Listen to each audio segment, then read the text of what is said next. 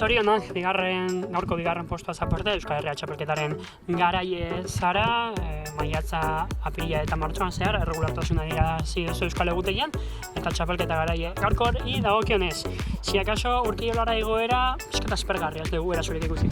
Bai, gaur badakigu, urkiola, igoera oso gorra izango zela. Aste honetan, gaixotasun egon naiz, eta sentsazioak izan dira onenak, baina azkenean bigarren postua eduki du, eta gero meta eta gero izan duten nire taldeko direktori Euskal Txapelketa irabazi dut. Piskat, beldurrote zinaten, erasorik ez da egon, azken 5 metroa arte? Ez, sentsazioak izan dira onenak, aste honetan ez dakit alergia bat badauka edo gaixotasun bat, baina aste honetan sentsazioak oso txarrak eduki dut, eta gaur joan naiz lasterketa hau parte hartzea, Euskal txapelketa puntuarekin irabaztea, eta azkenean lortu dugu.